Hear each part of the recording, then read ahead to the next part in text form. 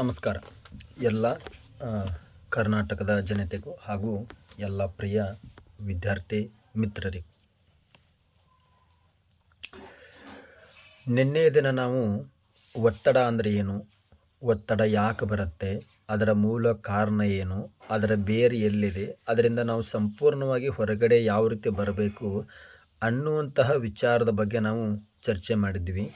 ಇವತ್ತು ಈ ಒಂದು ಮಾನಸಿಕ ಒತ್ತಡಕ್ಕೆ ಸಂಪೂರ್ಣವಾಗಿ ಮತ್ತು ಶಾಶ್ವತವಾಗಿ ನಾವು ಹೊರಗಡೆ ಬಂದು ಜೀವನ ಪರ್ಯಂತ ನಾವು ಯಾವಾಗಲೂ ಕೂಡ ಆನಂದಮಯವಾಗಿ, ಸಂತೋಷವಾಗಿ, ಖುಷಿಯಾಗಿ, ಒತ್ತಡರಹಿತವಾಗಿ, ಆಲೋಚನಾರಹಿತವಾಗಿ, ಖಿನ್ನತೆ ರಹಿತವಾಗಿ ಒಂದು ಆನಂದಯುತ, ನೆಮ್ಮದಿಯುತ ಬದುಕನ್ನು ಬದುಕಲಿಕ್ಕೆ ನಮ್ಮಲ್ಲೇ ಒಂದು ಅದ್ಭುತವಾದಂಥ ಒಂದು ಸಾಧನ ಇದೆ.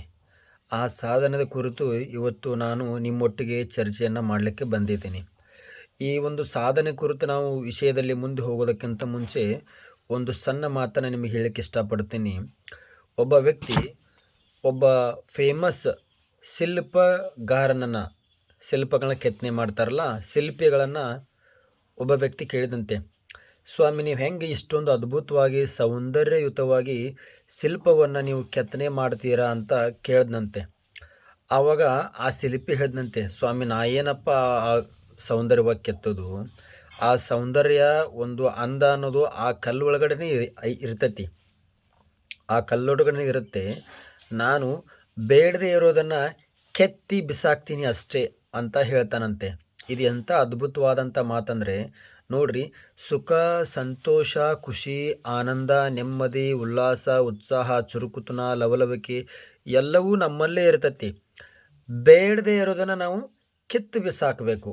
ಏನು ಬೇಡದೇ ಇರೋದು? ಸದಾಕಾಲ ನಾವು ನಮ್ಮ ಮನಸ್ಸು ಏನು ಮಾಡ್ತಾ ಇರುತ್ತೆ, ಒಂದು ಭೂತಕಾಲದಲ್ಲಿ ಇರುತ್ತೆ, ಇಲ್ಲಾಂದರೆ ಭವಿಷ್ಯತ್ ಕಾಲದಲ್ಲಿ ಇರುತ್ತೆ. ಅಂದರೆ ನಾವುಗಳು ಏನು ಮಾಡ್ತಾ ಇದ್ದೀವಿ, ಮನುಷ್ಯ ಜಾತಿಗೆ ಸೇರಿದ ಪ್ರತಿಯೊಬ್ಬರು ಒಂದು ಕಳೆದ ಹೋದ ಘಟನೆಗಳ ಮೇಲೇ ಪದೇ ಪದೇ ಪದೇ ಪದೇ ನಾವು ಆಲೋಚನೆ ಮಾಡ್ತಾ ಅಲ್ಲೇ ಮುಳುಗಿರ್ತೀವಿ. ಒಂದು ಇಲ್ಲ ಅಂದರೆ ಮುಂದೆ ಆಗೋದ್ರ ಬಗ್ಗೆ, ಇನ್ನೂ ಆ ಘಟನೆ ಬಂದೇ ಇಲ್ಲ, ಮುಂದೆ ಆಗೋದ್ರ ಬಗ್ಗೆ ಆಲೋಚನೆ ಮಾಡ್ತಾ ಒಂದು ಆತಂಕ, ಒಂದು ಭಯವನ್ನು ನಮಗೆ ನಾವೇ ಸೃಷ್ಟಿ ಮಾಡ್ಕೊಂಡು ಬಿಡ್ತೀವಿ. ಇದಾಗಬಾರ್ದು. ಕಳೆದ ಹೋದ ಘಟನೆಗಳ ಮೇಲೆ ಆಲೋಚನೆ ಮಾಡ್ತಾ ಹೋದರೆ ಅದನ್ನು ನಿಮ್ಮ ಕೈಲಿ ಚೇಂಜ್ ಮಾಡೋಕ್ಕಾಗಲ್ಲ. ಕರೆಕ್ಟಾ? ಒಂದು.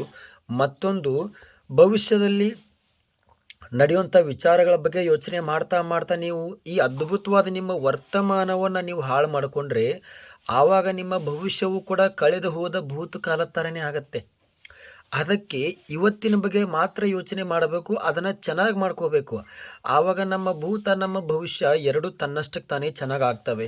ಇವಾಗ ನೋಡ್ರಿ, ಕಳೆದ ಹೋದ ಘಟನೆಗಳು ಯಾವತ್ತೋ ಏನೋ ನಮ್ಮ ಜೀವನದಲ್ಲಿ, ಇದು ಜೀವನ ಅಂದಮೇಲೆ ಒಂದು ಸಿಹಿ ಘಟನೆ ಇರುತ್ತೆ, ಒಂದು ಕಹಿ ಘಟನೆ ಇರುತ್ತೆ, ಯಾವುದು ಬೇಕಾದರೂ ಇರ್ಬೋದು, ಒಂದು ಪಾಸಿಟಿವ್ ನೆಗೆಟಿವ್ ಎಲ್ಲವೂ ಇರುತ್ತೆ ಲೈಫ್ ಅಂದಮೇಲೆ. ಹಾಗಂತೇಳಿ ನನಗೆ ಯಾರೋ ತೊಂದರೆ ಮಾಡಿಬಿಟ್ರು, ಯಾರೋ ನನಗೆ ನೋವು ಮಾಡಿಬಿಟ್ರು, ಅವ್ರು ನನಗೆ ಮೋಸ ಮಾಡಿಬಿಟ್ರು, ಅವ್ರು ನನಗೆ ಅನ್ಯಾಯ ಮಾಡಿಬಿಟ್ರು, ಅವ್ರು ನನಗೆ ವಂಚನೆ ಮಾಡಿಬಿಟ್ರು ಅಂಥೇಳಿ ಪದೇ ಪದೇ ನಡೆದದ್ದನ್ನು ರಿವೈಂಡ್ ಮಾಡ್ತಾ ನಮ್ಮ ತಲೆಯನ್ನು ನಾವು ತಿಪ್ಪಿ ಗೊಬ್ಬರ ಮಾಡಿಕೊಂಡ್ರೆ ನಡೆದು ಹೋದದ್ದನ್ನು ಚೇಂಜ್ ಮಾಡೋಕ್ಕಾಗತ್ತಾ? ನಮ್ಮ ಕೈಲಿ ಗತಿಸಿ ಹೋಗಿಬಿಟ್ಟತ್ತದು. ಅಲ್ಲಿ ಹೋಗಿ ನಾವು ಅದನ್ನು ಬದಲಾವಣೆ ಮಾಡೋಕ್ಕಾಗತ್ತಾ? ಆಗೋದಿಲ್ಲ ಅಲ್ವಾ? ಅದನ್ನು ಒಪ್ಕೋಬೇಕು. ಒಂದು, ಇನ್ನು ಮುಂದೆ ಆಗಬೇಕಾಗಿರೋ ಭವಿಷ್ಯ ಇನ್ನೂ ಬಂದೇ ಇಲ್ಲ. ಈಗ ಎಕ್ಸಾಂಪಲ್, ಯಾವುದೋ ಒಂದು ನಿಮ್ಮ ಜೀವನದಲ್ಲಿ ಒಂದು ಯಾರಿಗೋ ನೀವು ಏನೋ ಒಂದು ಹಣಕಾಸಿಂದಾಗಿರ್ಬೋದು, ಯಾವನೋ ಒಂದು ಸೆಟಲ್ಮೆಂಟ್ ಮಾಡಬೇಕಾಗಿದೆ ಅಂತ ಅಂದ್ಕೊಡ್ರಿ. ಇನ್ನೂ 1 ವರ್ಷ ಆದಮೇಲೆ ಅದಕ್ಕೆ ಟೈಮ್ ಇದೆ ಅಂತ ಅಂದ್ಕೊಳ್ಳೋಣ ಎಕ್ಸಾಂಪಲ್ ಆಗಿ. 1 ವರ್ಷ ಆದಮೇಲೆ ಪಾವತಿ ಮಾಡಬೇಕಾದಂಥ ಹಣದ ಕುರಿತು, ಆ ಒಂದು ವಿಚಾರದ ಕುರಿತು ನಾವು ಇವತ್ತೇ ಮರಗ್ತಾ ಇದ್ದೀವಿ, ಇವತ್ತೇ ಕೊರಗ್ತಾ ಇದ್ದೀವಿ, ಇವತ್ತೇ ನಮ್ಮ ದೇಹವನ್ನು ಸಣ್ಣ ಮಾಡ್ತಾ ಇದ್ದೀವಿ. ನೋಡ್ರಿ, ಚಿಂತೆ ಮನುಷ್ಯನನ್ನು ಚಿತೆಗೆ ಈಡು ಮಾಡುತ್ತೆ. ಹಾಗಾಗಿ ಭವಿಷ್ಯದಲ್ಲಿ ಏನಾಗುತ್ತೋ ಅಂತ ಯಾರಿಗೂ ಗೊತ್ತಿರೋದಿಲ್ಲ. ವರ್ತಮಾನದಲ್ಲಿ ನಾವು ಬದುಕ್ತಾ ಇಲ್ಲಿನ ಪ್ರೆಸೆಂಟ್ ನಮಗೆ ಏನು ಸಮಸ್ಯೆಗಳಿದಾವೋ ಅದನ್ನು ಸಾಲ್ವ್ ಮಾಡ್ಕೊಳ್ಳೋದ್ರ ಮೇಲೆ ನಾವು ಗಮನವನ್ನು ಹರಿಸ್ಬೇಕು. ನಾವು ಎಷ್ಟು ಚೆನ್ನಾಗಿ ವರ್ತಮಾನಕ್ಕೆ ಬರ್ತೀವಿ, ಈ ಕ್ಷಣಕ್ಕೆ ಬರ್ತೀವಿ, ಅಷ್ಟು ಚೆನ್ನಾಗಿ ನಾವು ಒಂದು ಆನಂದಯುತ ಬದುಕನ್ನು ನಡೆಸಲಿಕ್ಕೆ ನಮಗೆ ತುಂಬ ಅದ್ಭುತವಾಗಿ ಹೆಲ್ಪ್ ಆಗುತ್ತೆ. ಇವತ್ತು ನಾವೆಲ್ಲರೂ ಒತ್ತಡರಹಿತವಾಗಿ, ಆಲೋಚನಾರಹಿತವಾಗಿ, ಖಿನ್ನತೆ ರಹಿತವಾಗಿ ಇರೋದು ಹೇಗೆ ಅಂತ ಒಂದು ಸಾಧನದ ಕುರಿತು ನಾನು ನಿಮಗೆ ಹೇಳಕ್ಕೆ ಬಂದಿದ್ದೀನಿ. ಅದುವೇ ಅದ್ಭುತವಾದ ಅಸ್ತ್ರ, ಆನಾಪಾನಸತಿ ಧ್ಯಾನ. ಏನಿದು ಆನಾಪಾನಸತಿ ಧ್ಯಾನ? ಆನ ಅಂತಂದರೆ ಉಸಿರನ್ನ ಒಳಗಡೆ ತಗೊಳ್ಳೋದು, ಅಪಾನ ಅಂತಂದರೆ ಉಸಿರನ್ನ ಹೊರಗಡೆ ಹಾಕೋದು. ಸತಿ ಅಂತಂದರೆ ನಮ್ಮ ಉಸಿರಾಟದ ಜೊತೆಗೆ ನಾವು ಕೂಡಿರುವುದು, ಅಂದರೆ ನಮ್ಮ ಉಸಿರಿನ ಮೇಲೆ ಗಮನ ಇಟ್ಕೊಂಡು ಕೂತ್ಕೊಳ್ಳೋದು. ಸಿಂಪಲ್ಲಾಗಿ ಹೇಳೋದಾದರೆ ಉಸಿರಿನ ಮೇಲೆ ಧ್ಯಾಸ. ಇದನ್ನೇ ನಾವು ಏನಂತ ಕರಿತೀವಿ? ಧ್ಯಾನ ಅಂತ ಕರಿತೀವಿ. ಈ ಧ್ಯಾನಕ್ಕೆ ಯಾವುದೇ ರೀತಿಯ ದೇವರು, ಧರ್ಮ, ಜಾತಿ, ಮತ, ಪಂಥ, ಭೇದ ಭಾವ ಇಲ್ಲ. ಮನುಷ್ಯ ಜಾತಿಗೆ ಸೇರಿದ ಪ್ರತಿಯೊಬ್ಬ ಮನುಷ್ಯನು ಕೂಡ ಅನುಸರಿಸಲೇಬೇಕಾದ ಒಂದು ಅದ್ಭುತವಾದ ಕ್ರಮ ಯಾವುದಪ್ಪ ಅಂತಂದರೆ ಈ ಬ್ರೀತ್ ಮೆಡಿಟೇಷನ್, ಆನಾಪಾನಸತಿ ಧ್ಯಾನ. ಯಾವ ರೀತಿ ಮಾಡಬೇಕು ಈ ಧ್ಯಾನವನ್ನು? ನೋಡ್ರಿ, ನೆಲದ ಮೇಲೆ ಕೂತ್ಕೊಳ್ಳೋದಾದರೆ ಎರಡೂ ಕಾಲುಗಳನ್ನು ಮಡಚ್ಕೊಂಡು ಎರಡೂ ಕೈಗಳನ್ನು ಈ ರೀತಿ ಕ್ರಾಸ್ ಮಾಡಿಕೊಂಡು ನಿಮ್ಮ ತೊಡೆಯದ ಮೇಲೆ ಇಟ್ಕೊಂಡು ನಿಧಾನವಾಗಿ ನಿಮ್ಮ ಕಣ್ಣುಗಳನ್ನು ಮುಚ್ಚಿಕೊಂಡು ಒಂದು 3 ಬಾರಿ ಅಥವಾ ಒಂದು 5 ಬಾರಿ ಅಥವಾ ಒಂದು 11 ಬಾರಿ ದೀರ್ಘವಾದ ಉಸಿರಾಟ ಮಾಡಬೇಕು. ಉಸಿರನ್ನ ನಿಧಾನವಾಗಿ ಒಳಗಡೆ ತೊಗೊಳ್ಬೇಕು. 1 ಸೆಕೆಂಡ್ ಅದನ್ನು ಹಾಗೆ ಹೋಲ್ಡ್ ಮಾಡಿ ನಿಧಾನವಾಗಿ ಹೊರಗಡೆ ಹಾಕಬೇಕು. ಈ ರೀತಿ ಒಂದು 5ರಿಂದ 6 ರೌಂಡ್ ಮಾಡಿ, ಇದಾದ ಬಳಿಕ ನೀವು ನಿಮ್ಮ ಗಮನವನ್ನು ಸಹಜವಾಗಿ, ಸರಳವಾಗಿ, ಸ್ವಾಭಾವಿಕವಾಗಿ ನಡೆಯುವ ಉಸಿರಾಟದ ಮೇಲೆ ನೀವು ನಿಮ್ಮ ಗಮನವನ್ನು ಕೊಡಬೇಕು. ಈಗ ಸಹಜವಾಗಿಯೇ ನಾವು ಕಣ್ಣು ಮುಚ್ಚಿಕೊಂಡು ಉಸಿರಾಟದ ಮೇಲೆ ಗಮನ ಕೊಡುವಾಗ ನಮಗೆ ಹಲವಾರು ರೀತಿಯ ಆಲೋಚನೆಗಳು ಬರ್ತವೆ. ಒಬ್ಬ ಮನುಷ್ಯನಿಗೆ ಒಂದು ದಿನಕ್ಕೆ ಸರಿಸುಮಾರು 70,000 ಬೇರೆ ಬೇರೆ ಆಲೋಚನೆಗಳು ಬರ್ತವೆ. ಈ 75,000 ಆಲೋಚನೆಗಳಲ್ಲಿ 95% ಕೆಲಸಕ್ಕೆ ಬಾರದ ಆಲೋಚನೆಗಳೇ ಆಗಿರ್ತಾವೆ. ನಾವು ಈ ಭೂತ ಭವಿಷ್ಯದ ಅಥವಾ ಕೆಲಸಕ್ಕೆ ಬಾರದ ಕ್ಷುಲ್ಲಕ ವಿಚಾರಗಳ ಹಿಂದೆ ಹೋಗೋದನ್ನು ಬಿಟ್ಟು ನಾವು ಕಣ್ಣು ಮುಚ್ಕೊಂಡು ಕುಂತಾಗ ಯಾವುದೇ ಆಲೋಚನೆ ಬರಲಿ, ನಮಗೆ ಏನೇ ಆಲೋಚನೆ ಬಂದರೂ ಆ ಆಲೋಚನೆಯ ಬೆನ್ನು ಹತ್ತಿ ಹೋಗೋದೇ ನಮ್ಮ ಗಮನವನ್ನು ಪುನಃ ನಾವು ಸಹಜವಾಗಿ ನಡೆಯುವ ಉಸಿರಾಟದ ಮೇಲೆ ತರಬೇಕು. ಈ ಒಂದು ಕ್ರಮವನ್ನು, ಈ ಒಂದು ಕ್ರಿಯೆಯನ್ನು ಪದೇ ಮಾಡ್ತಾ ಅಂದರೆ ಏನೇ ಒಂದು ಆಲೋಚನೆ ಬಂದರೂ ಮೈಂಡಿನ ಹಿಂದೆ ಹೋಗದ ಹಾಗೆ, ಮನಸ್ಸಿನ ಜೊತೆಗೆ ಹೋಗದ ಹಾಗೆ ನಾವು ಪದೇ ನಮ್ಮ ಉಸಿರಾಟದ ಮೇಲೆ ಗಮನವನ್ನು ತೊಗೊಂಡು ಬಂದಾಗ ಮನಸ್ಸು ಶಾಂತವಾಗಿ ಬಿಡುತ್ತೆ. ಮನಸ್ಸು ಓಡೋದಿಲ್ಲ, ಮನಸ್ಸಲ್ಲಿ ವಿಚಾರಗಳು ಬರೋದಿಲ್ಲ. ಯಾವಾಗ ಮನಸ್ಸು ಓಡೋದು ನಿಂತು ಮನಸ್ಸು ಕಂಪ್ಲೀಟಾಗಿ ಶಾಂತವಾಗಿ ವರ್ತಮಾನಕ್ಕೆ ಬರ್ತದಲ್ಲ, ಆ ಕ್ಷಣದಿಂದನೇ ನಿಮ್ಮ ಜೀವನದ ನಿಜವಾದ ಆನಂದ, ನಿಜವಾದ ನೆಮ್ಮದಿ ಶುರು. ಇದು ನೆಲದ ಮೇಲೆ ಕುತ್ಕೊಂಡು ಮಾಡುವಂಥ ಕ್ರಮ. ಚೇರ್ ಮೇಲೆ ಕುತ್ಕೋದಾದ್ರೆ ಸೇಮ್, 2 ಕೈ ಜೋಡಿಸ್ಕೋಬೇಕು, ತೊಡೆ ಮೇಲೆ ಕೈಗಳನ್ನ ಜೋಡಿಸ್ಕೊಂಡು ನಿಮ್ಮ ತೊಡೆ ಮೇಲೆ ಇಟ್ಕೋಬೇಕು. ಕಾಲನ್ನು ಈ ಥರ ಕತ್ತರಿಗಾಲ ಕ್ರಾಸ್ ಮಾಡ್ಕೊಂಡು ಕೂತ್ಕೋಬೇಕು. ಸಹಜವಾಗಿ ಕಣ್ಮುಚ್ಚಿ ದೀರ್ಘವಾಗಿ ಉಸಿರಾಟ ಮಾಡಿ ಆಮೇಲೆ ಸಹಜವಾಗಿ ನಡೆಯುವ ಉಸಿರಾಟದ ಮೇಲೆ ಗಮನ ಕೊಡಬೇಕು. ಓಕೆನಾ? ಏನೇ ಒಂದು ಆಲೋಚನೆ ಬಂದರೂ ಆ ಆಲೋಚನೆಗಳಿಂದ ಹೋಗಬಾರ್ದು. ಆಲೋಚನೆನ ಬೇಕಾದ ಬಂದರೂ ಅದನ್ನು ಅಲ್ಲೇ ಬಿಟ್ಟು ಪುನಃ ನಮ್ಮ ಗಮನವನ್ನು ನಾವು ಸಹಜ ಶ್ವಾಸದ ಕಡೆ ತೊಗೊಂಡ್ಬಂದಾಗ ಆಟೋಮೆಟಿಕ್ಕಾಗಿ ನಾವು ಒಂದು ದಿನ ಆಲೋಚನಾ ರಹಿತ ಸ್ಥಿತಿಯನ್ನು ತಲುಪ್ತೀವಿ. ನಿಜವಾದ ಆನಂದಯುತ ಧ್ಯಾನವನ್ನು ನಾವು ಅನುಭವಿಸ್ತೀವಿ. ನಿಜವಾದ ಆನಂದಯುತ ಬದುಕನ್ನು ನಾವು ನಡೆಸಲಿಕ್ಕೆ ನಮಗೆ ಅದ್ಭುತವಾಗಿ ಸಹಾಯ ಮಾಡುವಂತಹ ಒಂದು ಸಾಧನೆ ಯಾವುದಪ್ಪ ಅಂತಂದರೆ ಆನಾಪಾನಸತಿ ಧ್ಯಾನ. ಈ ಒಂದು ಅದ್ಭುತವಾದ ನಿಧಿಯನ್ನು, ಉಡುಗೊರೆಯನ್ನು ಕೊಟ್ಟಂಥ ಮಹಾನುಭಾವರು ಯಾರಪ್ಪ ಅಂತಂದ್ರೆ ಭಗವಾನ್ ಬುದ್ಧ ದೇವರು, ನಮ್ಮೆಲ್ಲರ ಪ್ರೀತಿ ಗುರುಗಳಾದ ಬ್ರಹ್ಮಶ್ರೀ ಪಿತಾಮಹ ಸುಭಾಷ್ ಪತ್ರಿಜಿ ಗುರುಗಳು.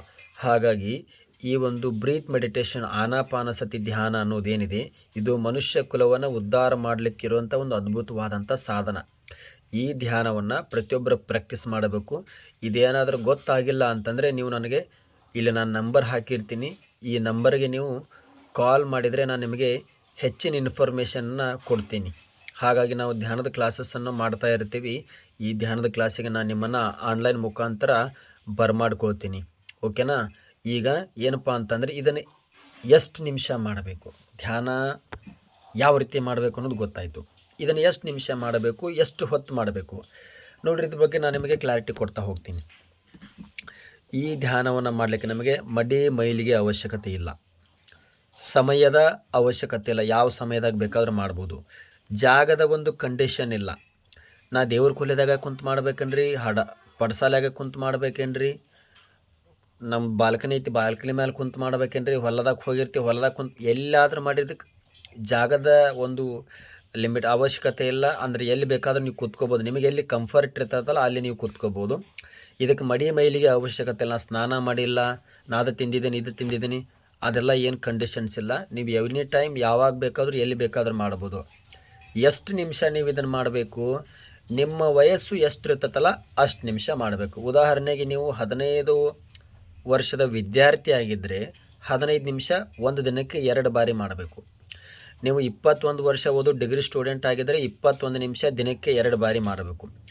ನೀವು 30 ವರ್ಷ 35 ವರ್ಷ ಆಗಿರುವಂಥ ಯುವಕರಾಗಿದ್ದರೆ 30 ನಿಮಿಷ 35 ನಿಮಿಷ ದಿನಕ್ಕೆ 2 ಬಾರಿ ಮಾಡಬೇಕು. 45 50 ನಿಮಿಷ 60 ವರ್ಷ ಈ ರೀತಿ ನಿಮ್ಮ ವಯಸ್ಸು ಎಷ್ಟಿರ್ತದಲ್ಲ ಅಷ್ಟು ನಿಮಿಷಗಳ ಕಾಲ ದಿನಕ್ಕೆ 2 ಬಾರಿ ಮಾಡಬೇಕು. ಈ ಹೆಚ್ಚಿನ ಸಮಯ ಅಂದರೆ ಸುಮಾರು ಒಂದು 40 45 50 60 60ಕ್ಕಿಂತ ಹೆಚ್ಚಿಗೆ ವಯಸ್ಕರು ಇರುವಂಥ ಒಬ್ಬರು ಏನಿರ್ತೀರಲ್ಲ ಒಂದು ಜನ, ಸ್ಟಾರ್ಟಿಂಗಲ್ಲಿ ನಿಮಗೆ ಕಷ್ಟ ಆಗ್ಬೋದು. ನೀವು 15 ಅಥವಾ 20 ನಿಮಿಷದಿಂದ ಶುರು ಮಾಡ್ಬೋದು. 15ರಿಂದ 20 ನಿಮಿಷದ ತನಕ ಶುರು ಮಾಡಿ ಅದನ್ನು ನಿಮಗೆ ಅದರ ಪ್ರಾಕ್ಟೀಸ್ ಮಾಡ್ತಾ ನೀವು ವಾರದಿಂದ ವಾರಕ್ಕೆ ಅಥವಾ ತಿಂಗಳಿಂದ ತಿಂಗಳಿಗೆ ನಿಮ್ಮ ಸಮಯವನ್ನು 10 ನಿಮಿಷ ಜಾಸ್ತಿ ಮಾಡ್ಕೊಂಡು ಬಂದು ಫೈನಲ್ ಆಗಿ ಮಿನಿಮಮ್ ಈಗ ಎಕ್ಸಾಂಪಲ್ ನಿಮಗೆ 50 ವರ್ಷ ಇತ್ತಂದ್ರೆ 50 ನಿಮಿಷಕ್ಕೆ ತೊಗೊಂಬಂದು ನಿಂದಿರಿಸ್ಬೇಕು. ನೀವು ಅದನ್ನು 50 ನಿಮಿಷ ಬೆಳಗ್ಗೆ 50 ನಿಮಿಷ ಸಾಯಂಕಾಲ ಮಾಡಬೇಕು. ಓಕೆನಾ? ಇದು ಮಿನಿಮಮ್. ಮ್ಯಾಕ್ಸಿಮಮ್ ನೀವು ಎಷ್ಟು ಬೇಕಾದಷ್ಟು ಕೊಂಡಿರ್ಬೋದು. 1 ಗಂಟೆ 1.5 ಗಂಟೆ 2 ಗಂಟೆ 3 ಗಂಟೆ 6 ಗಂಟೆ 10 ಗಂಟೆ ನಿಮ್ಮ ಇಷ್ಟ. ಅದನ್ನು ಪ್ರಾಕ್ಟೀಸ್ ಮಾಡ್ತಾ ನೀವು ಕುಂತಾಗೆಲ್ಲ ನಿಮ್ಮ ತಲೆಯಲ್ಲಿರುವಂಥ ಎಲ್ಲ ಆಲೋಚನೆ ಕಂಪ್ಲೀಟಾಗಿ ಹೊರಗಡೆ ಹೋಗಿ ನೀವೊಂದು ಪ್ರಸನ್ನರಾಗ್ತೀರಿ. ದೈವಿ ಕಳೆ ನಿಮ್ಮಲ್ಲಿ ಬರ್ತದೆ. ಒಂದು ನಿಜವಾದ ನೆಮ್ಮದಿ ಅಂದರೆ ಏನು ಅನ್ನೋದು ನಿಮಗೆ ಅರಿವಿಗೆ ಬರಲಿಕ್ಕೆ ಶುರು ಆಗ್ತದೆ. ನೀವೇನಾದರೂ ವಿದ್ಯಾರ್ಥಿಗಳಾಗಿದ್ದೀರಿ ಅಂತಂದ್ರೆ ನಾನು ನಿಮಗೆ ಹೇಳ್ತೀನಿ ಕೇಳಿರಿ, 100% ನೀವು ಆನಾಪಾನಸತಿ ಧ್ಯಾನವನ್ನು ನೀವು ನಿಮ್ಮ ಜೀವನದಲ್ಲಿ ಅಳವಡಿಸ್ಕೊಂಡಿದ್ದೇ ಆದ್ರೆ ನಿಮ್ಮ ಸ್ಕೂಲು ಕಾಲೇಜಲ್ಲಿ ನೀವೇ ಟಾಪರ್ಸ್ ಆಗಿರ್ತೀರಿ. ನಿಮ್ಮಲ್ಲಿ ಬರುವಂಥ ಬದಲಾವಣೆ ಅದನ್ನು ಬಾಯಿಂದ ವರ್ಣನೆ ಮಾಡೋಕ್ಕೆ ಆಗೋದಿಲ್ಲ. ಅಷ್ಟೊಂದು ಅದ್ಭುತವಾದಂಥ ಬದಲಾವಣೆ ನಿಮ್ಮ ಜೀವನದಲ್ಲಿ ಬರ್ತದೆ. ಇದನ್ನು ನಿಮ್ಮ ಜೀವನಕ್ಕೆ ಅಳವಡಿಸ್ಕೊಡ್ರಿ. ನಿಮ್ಮೆಲ್ಲರಿಗೂ ಒಳ್ಳೆಯದಾಗಲಿ ಅಂತ ಹೇಳ್ತಾ, ಓಕೆನಾ? ಸೊ ಧ್ಯಾನ ಮಾಡೋದ್ರಿಂದ ಯಾವ ರೀತಿ ಮಾಡಬೇಕು ಅನ್ನೋದು ಇವತ್ತು ಗೊತ್ತಾಯಿತು. ಧ್ಯಾನ ಮಾಡೋದ್ರಿಂದ ಏನು ಉಪಯೋಗ ಇದೆ, ಯಾಕೆ ಮಾಡಬೇಕು ಮೆಡಿಟೇಷನ್, ಬೆನಿಫಿಟ್ಸ್ ಆಫ್ ಮೆಡಿಟೇಷನ್ ಏನು, ಧ್ಯಾನ ಮಾಡಿದರೆ ನಮಗೇನು ಲಾಭ ಸಿಗುತ್ತೆ ಅಂತ ನಾವು ಮುಂದಿನ ಒಂದು ಸಂಚಿಕೆಯಲ್ಲಿ ಚರ್ಚೆ ಮಾಡೋಣ. ಅಲ್ಲಿ ತನಕ ಈ ಒಂದು ಆನಾಪಾನಸತಿ ಧ್ಯಾನವನ್ನು ನೀವು ಪ್ರಾಕ್ಟೀಸ್ ಮಾಡಿರಿ. ಎಲ್ಲರಿಗೂ ಒಳ್ಳೆಯದಾಗಲಿ. Thank you so much.